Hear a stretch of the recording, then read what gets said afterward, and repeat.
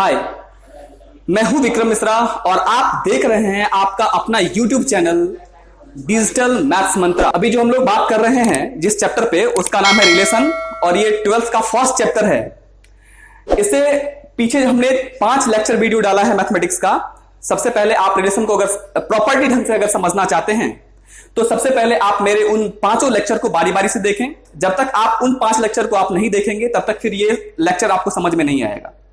सबसे पहले हम लोग कुछ सेट्स पे बात किए थे, फिर आपके पास हमने दूसरा वीडियो क्लासिफिकेशन ऑफ सेट्स को लेके आया था, और फिर आपके पास तीसरा वीडियो जो था वह ऑर्डर्ड पेयर पे बेस्ड था, फिर चौथा वीडियो आपके पास वो कार्टेशियन प्रोडक्ट पे बेस्ड था, और 5वां वीडियो को मैंने प्रॉपर्ली रिलेशन को समझाया था कि व्हाट इज रिलेशन, और हमने प्रॉपर्ली रिलेशन को समझा था।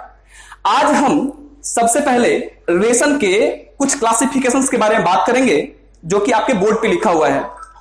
डियर स्टूडेंट्स, सबसे पहले आपको यह समझना पड़ेगा कि रिलेशन को हमने यहां पे कैटेगराइज किया है। उसमें कुछ नाम है, जैसे इंपिटी रिलेशन, इसी को आप नल रिलेशन या इसी को आप वॉइड रिलेशन के नाम से भी जानते हैं, जिसको हम लोग हिंदी में रिक्त संबंध कहते हैं।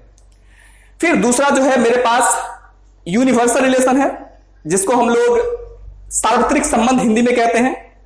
और फिर तीसरा रिलेशन का नाम है आइडेंटिटी रिलेशन, जिसको हम लोग हिंदी में तत्समक संबंध कहते हैं। एक्चुअली हिंदी थोड़ा सा डिफिकल्ट होता है, लेकिन मैंने सिर्फ इंग्लिश में लिखने का प्रयास किया, आप इंग्लिश में समझेंगे। एक्चुअली ये नाम है, इसका कोई हिंदी का कोई मीनिंग मतलब नहीं होता है। ऐसा ना है, ऐसा कुछ भी नहीं है कि हिंदी का नाम अगर आप सुन लेंगे तो फिर आपको प्रॉपर्ली वो चीज समझ में आ जाएगा। फिर तीसरा जो उसके बाद अगला रिलेशन जो है उसका नाम है इनवर्स रिलेशन। फिर उसके बाद है रिफ्लेक्सिव रिलेशन। इनवर्स रिलेशन को आप जानते हैं प्रतिलोम संबंध कहते हैं। फिर रिफ्लेक्सिव को हम लोग स्वतुल्य संबंध के नाम से जानते हैं। सिमेट्रिक रिलेशन को हम लोग सममित संबंध के नाम से जानते हैं। ट्रांजिटिव रिलेशन को हम लोग ट्रांजिटिव रिलेशन, उसके बाद है इक्विवेलेंस रिलेशन, जिसको हम लोग तुल्यता संबंध के नाम से जानते हैं। डियर स्टूडेंट्स, हम लोग बारी बारी से इन सारे रिलेशन को बात करेंगे। आज सबसे पहले हम लोग थोड़ा सा बैक होते हुए थोड़ा सा रिकॉल करते हैं अपने प्रीवियस कंसेप्ट को। सबसे पहले हम लोग रिलेशन समझ में आया था, और मैंने आपसे कहा था कि रिलेशन जो होता है इसको हम लोग कैपिटल आर से इंडिकेट करते हैं, और किसी सेट पर अगर आर डिफाइंड है, रिलेशन डिफाइंड है, तो आर जो होगा वह सबसेट होता है ए क्रॉस बी का। यदि ए और बी अगर आपके पास कोई भी दो सेट है तो वह आर जो होगा वह रिलेशन तभी कहलाएगा जब आर का ईच एंड एवरी एलिमेंट अगर ए क्रॉस बी में अगर लाई करेगा तो इसका मतलब वह रिलेशन कहलाएगा, अदरवाइज वह रिलेशन नहीं होगा। डियर स्टूडेंट्स, आप जैसा कि जानते हैं कि ये ए क्रॉस बी को हम लोग Cartesian product of A and B बोलते हैं। तो ए और ए क्रॉस बी जो होता है, या Cartesian product of A cross B जो है, यह एक सेट है। और अगर सेट है तो इसमें एलिमेंट कैसा होगा? तो एलिमेंट इसका ऑर्डर्ड पेयर होता है। तो पक्की बात, आर में भी ऑर्डर्ड पेयर ही होंगे। तो आपको पता होगा ऑर्डर्ड पेयर किस तरह का होता है, just like A comma B, और इसको अगर हम छोटी ब्रैकेट या स्मॉल ब्रैकेट में अगर सेपरेट करते हैं तो इसको हम लोग बोलते हैं ऑर्डर्ड पेयर। आपको मैंने यह भी बताया था कि ए को हम लोग फर्स्ट कंपोनेंट कहते हैं, वेयर एज बी को हम लोग इसका सेकेंड कंपोनेंट कहते हैं। अच्छा, आपको यह समझना पड़ेगा, एक छोटा छोटा टर्मिनोलॉजी है, इसको आप समझना पड़ेगा। सबसे पहले आपको मैंने कल बताया था कि डोमेन क्या होता है। डोमेन को हिंदी में हम लोग बोलते हैं प्रांत। तो सबसे पहले मैंने कहा था कि अगर आर में, आप समझिएगा, आर में अगर 1 2 है, फिर 1 3 है ना। अगर ऐसा कुछ है, कोई भी सेट ए और बी है, उसमें आर में दे रखा, अगर मान लेते हैं यह रिलेशन अगर है, तो अगर आपसे कोई पूछता है इस रिलेशन का डोमेन क्या होगा, है ना, डोमेन क्या होगा, तो मैंने आपको बताया था डोमेन जो होता है वह जितना भी ऑर्डर्ड पेयर होगा उसका फर्स्ट कंपोनेंट का जो कलेक्शन होता है उसी को हम लोग उस रिलेशन का डोमेन कहते हैं। तो ठीक है, तो आप अगर इसको डोमेन को अगर डिफाइन करो तो डोमेन एक ऐसा सेट होता है ऑर्डर्ड पेयर के फर्स्ट कंपोनेंट का, वह क्या होता है, एक कलेक्शन होता है। तो फर्स्ट कंपोनेंट इसमें 1 ठहरा, तो इसका मतलब ये सिंगलटन सेट है, डोमेन इसका 1 हो जाएगा। अगर मैंने आपसे बात की रेंज की, तो आप रेंज को हिंदी में आप लोग परिसर के नाम से जानते हैं, और अगर रेंज के बारे में अगर बात किया जाए तो इसका सेकेंड कंपोनेंट जो होता है उसका रेंज कहलाता है। तो आप कह सकते हैं कि 1 और 3 जो होगा इसका रेंज कहलाएगा। 1 और 3 क्या कहलाएगा? इसका रेंज कहलाएगा। वेयर एज आपको मैंने कहा था कि अगर कोई रिलेशन अगर ए से लेके बी में डिफाइन है, तो यह पूरा सेट जो बी होगा उसको हम लोग उस सेट का कोडोमेन कहते हैं। क्या कहते हैं? उसको हम लोग कोडोमेन कहते हैं। ये थोड़ा थोड़ा टर्मिनोलॉजी था। आप एक बात और समझिए कि ये इमेज क्या होता है, आपको ये भी समझना पड़ेगा कि ये इमेज क्या होता है। जैसा कि आप जानते हैं इमेज का मतलब होता है प्रतिबिंब। जैसे आप किसी मिरर के सामने अगर खड़े होते हैं तो मिरर में क्या होता है, आपका इमेज आता है। ठीक उसी प्रकार ऑर्डर्ड पेयर का भी इमेज होता है। ऑर्डर्ड पेयर जैसे फर्स्ट कंपोनेंट का भी कोई इमेज होता है। जैसे अगर मैंने कहा 1 का इमेज क्या है, तो फर्स्ट कंपोनेंट को हम लोग क्या बोलते हैं, अच्छा सेकंड कंपोनेंट को क्या बोलेंगे हम लोग, इमेज बोलते हैं। जैसे आप समझिए अगर मैंने कहा कि 1 का इमेज क्या है तो 2 हो जाएगा, 1 का इमेज यहां पे क्या है तो 3 हो जाएगा। तो इमेज का मतलब क्या हो गया कि ऑर्डर्ड पेयर के सेकंड कंपोनेंट को हम लोग image of the first element कहते हैं। आपको यह ध्यान रखना पड़ेगा। मतलब कोई अगर आपसे पूछता है कि इमेज क्या होता है तो आप ध्यान रखिए कि अगर वह ऑर्डर्ड पेयर के रूप में कोई रिलेशन अगर डिफाइन किया गया है तो आप ध्यान रखेंगे सेकंड कंपोनेंट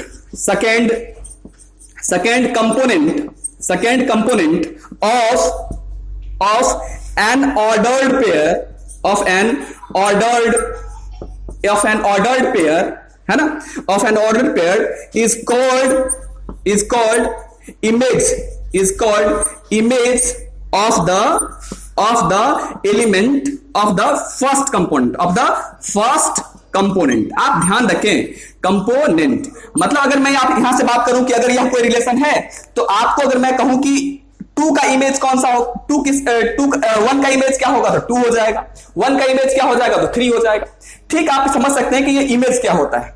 मतलब आपको मैंने साफ साफ लिख दिया है कि सेकंड कंपोनेंट को हम लोग क्या बोलते हैं, अगर किसी ऑर्डर्ड पेयर का जो सेकंड कंपोनेंट होता है वह फर्स्ट कंपोनेंट का ऑर्डर्ड पेयर कहलाता है। ठीक है, तो आप इस इमेज से आप परिचित हो चुके होंगे कि ये इमेज क्या होता है। फिर मैंने आपको समझाया कि डोमेन क्या होता है, फिर मैंने आपको समझाया कोडोमेन क्या होता है। फिर फॉर्मली अब हम लोग बात करते हैं कुछ क्लासिफिकेशन ऑफ रिलेशन के बारे में। सबसे पहले हम लोग डिफाइन करते हैं कि ये इम्पटी रिलेशन होता क्या है। ठीक है, अब हम लोग फॉर्मली डिफाइन करते हैं कि ये इम्पटी रिलेशन क्या होता है। डियर स्टूडेंट, सबसे पहले आप समझिए कि ये इम्पटी रिलेशन का मतलब आप नाम से ही समझते हैं। इम्पटी रिलेशन का मतलब होता है रिक्त संबंध। आप समझ रहे होंगे कि इम्पटी रिलेशन को हम लोग वॉइड रिलेशन भी कहते हैं या इसको हम लोग नल रिलेशन भी कह सकते हैं। हिंदी में इसको हम लोग रिक्त संबंध के नाम से जानते हैं। पहले हम लोग इसको फॉर्मली डिफाइन कर लेते हैं, फिर हम लोग इसके बारे में डिस्कस करते हैं। आप समझिए मैंने कहा कि अगर let A and B be two non empty set then the relation R is said to be empty if R is equal to 5। मतलब कहने का मतलब यह है कि अगर आपके पास A और B दो सेट्स हैं और रिलेशन जो डिफाइंड है A से अगर B में डिफाइंड है तो R में अगर एक भी ऑर्डर्ड पेयर एग्जिस्ट नहीं करता है, R में एक भी एलिमेंट अगर उसमें लाई नहीं कर रहा होता है तो हम कह सकते हैं R जो है वह एक इम्पटी रिलेशन है। जस्ट लाइक इसके बारे में हम कुछ एग्जांपल्स करते हैं। आप समझिए कि अगर आपके पास A इज इक्वल टू अगर कोई सेट दे रखा है, इसमें एलिमेंट्स है 1 2 3, ठीक है, और B इज इक्वल टू अगर आपसे अगर कोई पूछा जाए, इसमें मैंने लिखा है ना, मान लेते हैं कि इसमें 4 5 लिख दिया मैंने, और मैंने आपसे पूछा कि बताओ कि यह जो रिलेशन R है और R में मैंने एक भी एलिमेंट मेंशन नहीं किया आपसे, और मैंने आपसे पूछा कि क्या यह रिलेशन है, और अगर यह रिलेशन है तो यह इनमें से किस प्रकार का रिलेशन है। तो सबसे पहले समझते हैं, मैंने आपसे कहा था कि रिलेशन R जो है रिलेशन तभी कहा जाएगा जब R जो होगा वह सबसेट होगा A क्रॉस B का। मतलब अगर R का सारा एलिमेंट अगर A क्रॉस B में अगर दिखेगा तो वह क्या होगा, रिलेशन कहलाएगा, अदरवाइज वह रिलेशन नहीं कहलाएगा। बच्चों जैसा कि आप जानते हैं कि यहां पे A और B नॉन इम्पटी सेट है। नॉन इम्पटी सेट का मतलब यह होता है कि उसमें कहीं ना कहीं कोई ना कोई एलिमेंट लाई कर रहा होगा। अगर किसी सेट में अगर कोई भी एलिमेंट लाई नहीं कर रहा है, यानी खाली खाली अगर सेट दिखेगा, तो ऐसे सेट को हम लोग इम्पटी सेट कहते हैं। तो आप समझ गए होंगे कि यह जो आपके पास सेट है वह नॉन इम्पटी है, मतलब कहीं ना कहीं इसमें एलिमेंट लाई कर रहा है, और B जो है इसमें भी एलिमेंट लाई कर रहा है, इसीलिए यह जो सेट है वह भी जो है वह नॉन इम्पटी सेट है। तो यहां पे मैंने पहले डिफाइन कर दिया कि A और B को नॉन इम्पटी होना चाहिए, तब एक रिलेशन R को हम लोग इंप्टी तभी कहेंगे जब आर में एक भी एलिमेंट उसमें मेंशन नहीं होगा। जैसे आप समझिए, आप अगर ए क्रॉस बी निकालेंगे तो आपको आसानी से ए क्रॉस बी निकालने आ गया होगा। ए क्रॉस बी में अगर आप कहें तो आप कह सकते हैं कि मैंने कहा था कि ए क्रॉस बी क्या होता है, यह एक कलेक्शन होता है। किसका कलेक्शन होता है? तो ऑर्डर्ड पेयर का कलेक्शन होता है। आप समझो ना, ऑर्डर्ड पेयर में क्या होगा, पहला एलिमेंट पहले सेट से होना चाहिए, दूसरा एलिमेंट दूसरे सेट से होना चाहिए। तो आप समझ सकते हैं कि इसमें हो जाएगा 1,4 एक ऑर्डर्ड पेयर होगा। फिर दूसरा एलिमेंट क्या होगा 1,5। फिर आज आप समझ सकते हैं इसमें हो जाएगा 2,4। फिर हो जाएगा आपके पास 2,4। फिर हो जाएगा आपके पास 2,5। फिर हो जाएगा 3,4 और हो जाएगा 3,5। आप समझो, मैंने जगह की कमी के कारण इसको मैंने नीचे लिखा है, या तो आप तो एक स्ट्रेट लाइन में लिख सकते हैं। तो आप समझिए कि यह जो है वह ए क्रॉस बी है। और अगर मैंने आपसे पूछा कि आप बता दो कि क्या आर जो है वह सबसेट है ए क्रॉस बी का। अच्छा, अब आर में तो एक भी एलिमेंट ही नहीं ठहरा, इसका मतलब ये तो इंप्टी सेट है। अच्छा, इंप्टी सेट क्या ए क्रॉस बी का सबसेट होगा? तो मैंने आपको क्लासिफिकेशन ऑफ सेट्स में बताया, जो भी लेक्चर नंबर सेकंड होगा आप उसको जाके देखें। और फिर आपको उसका प्रॉपर्टीज आपको मैंने पढ़ाया था कि इंप्टी सेट जो होता है ना वह सभी सेट का सबसेट होता है। मतलब हिंदी में यूं कहें तो कह सकते हैं कि रिक्त समुच्चय सभी समुच्चयों का उपसमुच्चय होता है। Empty set is the subset of all the set. तो ये इंप्टी सेट ठहरा, और यह ए क्रॉस बी जो ठहरा इसमें कुछ एलिमेंट्स हैं, तो पक्की बात है कि आर का सारा एलिमेंट ए क्रॉस बी में एग्जिस्ट कर रहा है।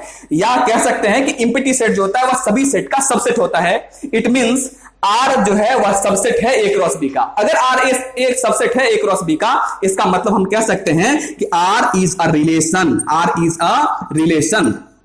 और आर अगर रिलेशन है और आपसे अगर कोई पूछता है कि वह किस प्रकार का रिलेशन है, तो चूंकि आर में तो एक भी एलिमेंट ही नहीं है, तो ऐसे रिलेशन को हम लोग इंप्टी रिलेशन के नाम से जानते हैं।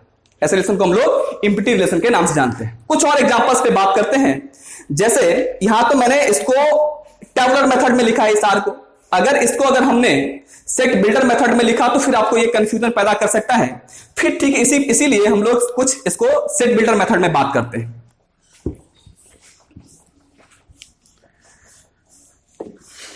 ठीक, देखिए, अगर a इज इक्वल टू, मैंने लिया example a is equal to, इसमें मैंने लिखा 2, 4, 6 और b इज इक्वल टू मैंने लिया 1,3।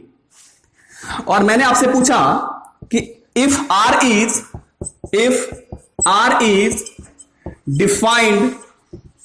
Defined from a to b। यहां पे a टू b का मतलब है set a to set b में अगर कोई रिलेशन अगर डिफाइंड है, तो अगर मैंने पूछा कि बताओ कि a comma b such that है ना, a माइनस b इज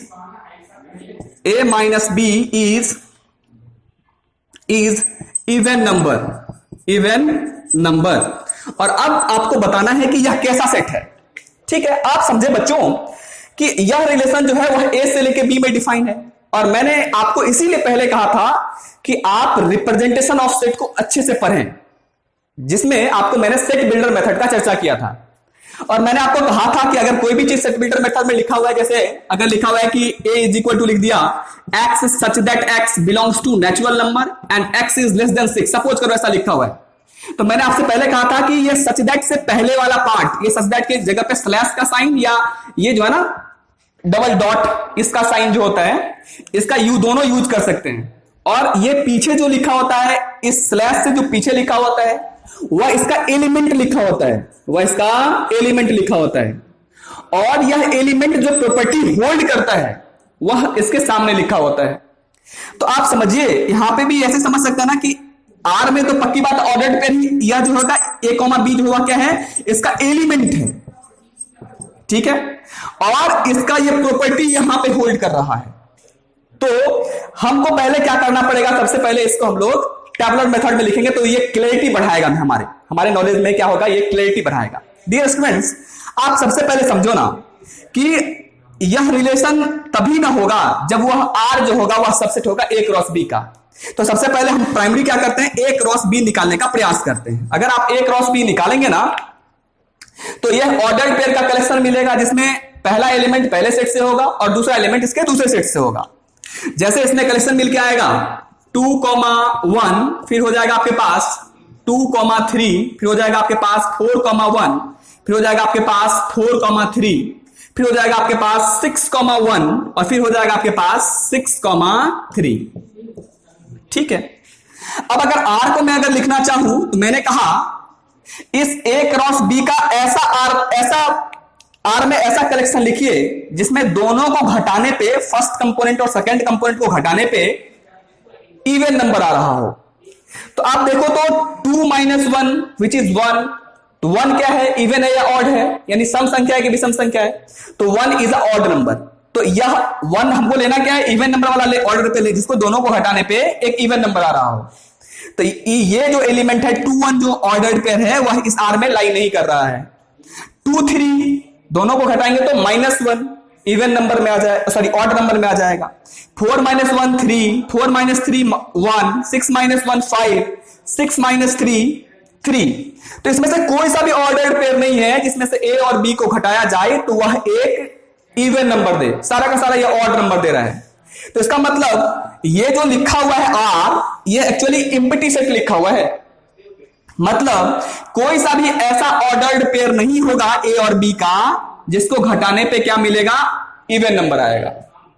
ठीक है, इसीलिए हम कह सकते हैं कि यहां पे R जो होगा, यहां जो R होगा वह एक एम्प्टी रिलेशन कहलाएगा, रिक्त संबंध कहलाएगा। आशा करते हैं कि आपको ये एम्प्टी रिलेशन समझ में आ गया होगा। अब हम लोग बात करते हैं यूनिवर्सल रिलेशन पे। ये जो यूनिवर्सल रिलेशन है ना डियर स्टूडेंट्स, ये जो यूनिवर्सल रिलेशन है, यहां इसको हम लोग हिंदी में सार्वत्रिक संबंध के नाम से जानते हैं। इसको हम लोग क्या करते हैं, सार्वत्रिक संबंध के नाम से जानते हैं। आप समझिए, मैं यहां पे यूनिवर्सल रिलेशन को फॉर्मल डिफाइन कर रहा हूं, मतलब ये यूनिवर्सल रिलेशन मैंने यहां लिखा है, इसको हम लोग डिफाइन कर रहे हैं। तो फिर से समझिए, late A and B be two non-empty sets,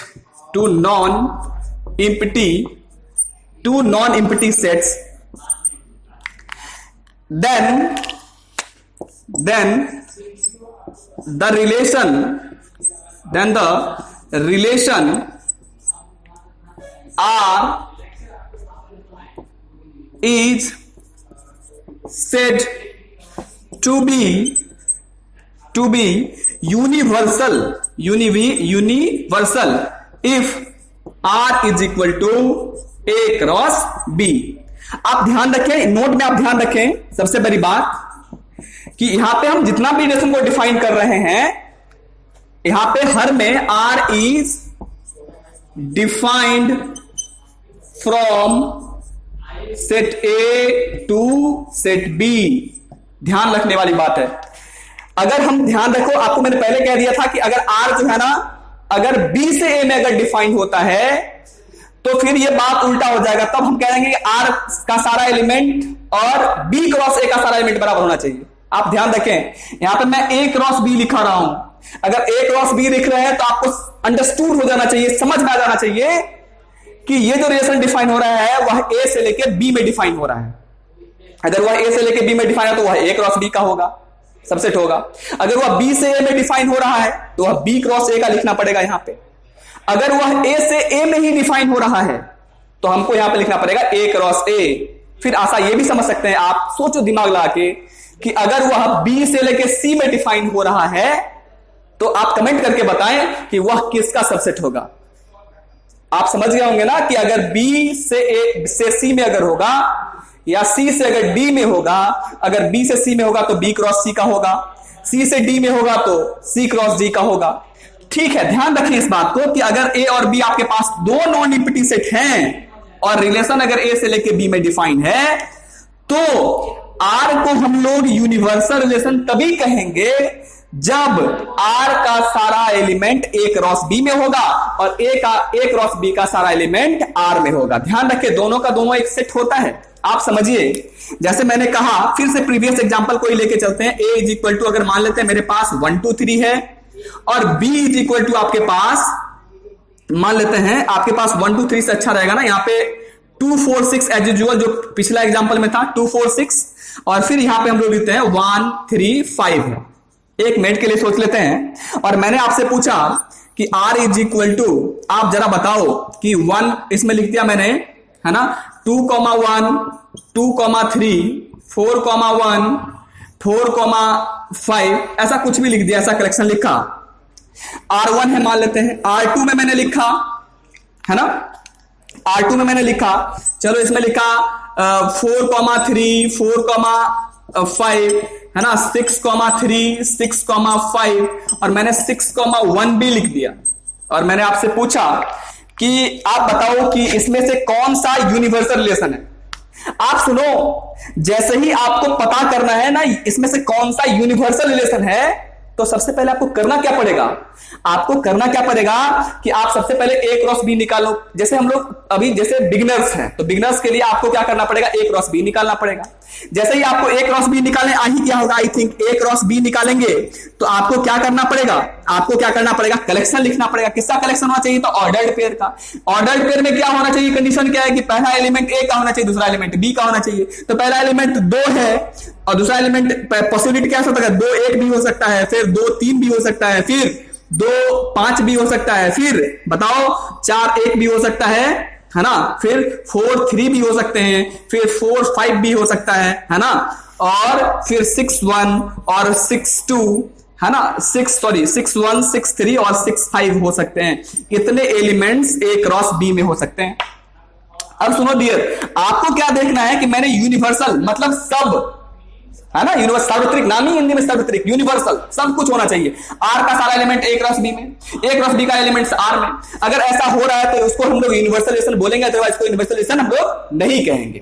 आप समझो ना, A क्रॉस B में इसमें देखो 2 1 है, हाँ भाई 2 1 इसमें भी है, 2 3 है, 2 3 है, 4 1 है, हाँ भाई 4 1 भी है, 4 5 है तो हम बोलेंगे 4 5 भी है। लेकिन क्या इसमें और भी तो बहुत सारे एलिमेंट है, 4 3 है इसमें, लेकिन इसमें 4 3 नहीं लाई कर रहा है। इसमें कह सकते हैं कि 6 3 है, 6 3 भी इसमें लाई नहीं कर रहा है। तो आप किसी भी एक रिलेशन को पकड़, किसी भी को पकड़ ले, लिख देंगे 4 3 है ना, 4 3 does not belongs to R1, so R1 is not a universal relation. मतलब आपको अगर बोल सकते कोई पूछेगा यूनिवर्सल है तो बोलेंगे नहीं, बोलेगा क्यों नहीं है, तो बोलेंगे R1 जो है ना वह A क्रॉस B के इक्वल्स नहीं है, इक्वल्स नहीं है। और एग्जांपल बताइए भाई, तो आप किसी भी ऑर्डर पेयर को ले लो जो इसमें नहीं है, 4 3 नहीं है, आप बोल दो कि भैया ऑर्डर्ड पेयर में 4 3 जो है, समझते हो ना, इसको बिलोंग्स टू बोलते हैं, नहीं है किसमें, तो R1 में। अगर R1 में नहीं है इसीलिए यह यूनिवर्सल नहीं है। ठीक है, आप समझ गए होंगे कि ये नहीं है। R2 की बात करें तो 4 3 है, 4 5 है, चलो भाई 4 3 भी है, 4 5 भी है, और 6 3 6 5 भी है, चलो 6 3 6 5 6 1 भी है, तो 6 1 भी है। लेकिन ये सब जो एलिमेंट है 2 1 2 3 2 5 4 1, मतलब each and every element of, आप समझो, each and every element of A cross B है ना, उसको present is present in the R2। अगर इसका सारा एलिमेंट इसमें प्रेजेंट होगा तभी इसको हम लोग यूनिवर्सल रिलेशन कहेंगे। आप इसको यूं कह सकते हैं कि अगर A का सारा